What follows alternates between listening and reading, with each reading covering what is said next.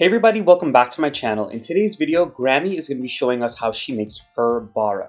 For anybody who doesn't know what bara is, it is a split pea fritter that usually has spinach, lots of other flavoring agents. It's beautifully crispy on the outside and it's nice and soft and fluffy on the inside. This right here is the perfect vegetarian / vegan snack food to make if you want something quick and you want something delicious. And as usual, all of the ingredients and measurements will be down in the description box below. All you need to do is click right below the video, a drop down menu will appear and everything will be listed there.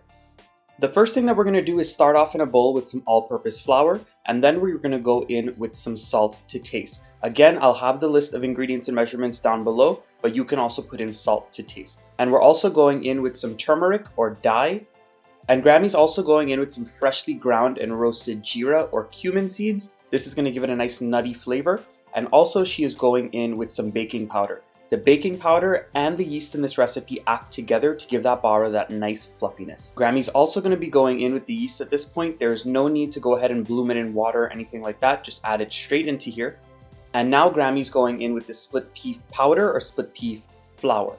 This is basically just dried split peas that have been ground into a fine powder. You can find it at any local West Indian or Indian store. Grammy's also going to go in with a lot of ground garlic and a little bit of ground hot pepper. And at this point, we're going in with some frozen chopped spinach. You can use fresh chopped spinach or frozen, whatever floats your boat. You're gonna get the same taste and the same texture. And at this point, Grammy's gonna be adding in some warm water. You wanna make sure to add in warm water a little bit at a time because the warm water is gonna help to activate that yeast a little bit. And also warm water will just make for a softer bara in the end. So keep on adding it until you get a very, very sticky dough, nothing too wet and nothing too hard. And then we'll move on from there. And once you get enough water mixed in and you get a nice sticky dough like you see here, you're gonna start to beat the bara dough. What this does is this aerates the dough and makes it nice and fluffy, and this will help it to get that fluffy texture on the inside and keep it nice and soft.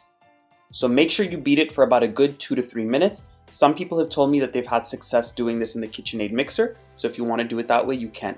Once you're done with that, you're gonna let this bara dough rest covered for about an hour to 2 hours so it can puff up inside. And at this point, once the bara dough has raised and set for about an hour to 2 hours, it is time to fry. So in a pot with vegetable oil, we've heated it up on a medium-high heat. You don't want it too hot, nor do you want it too cold.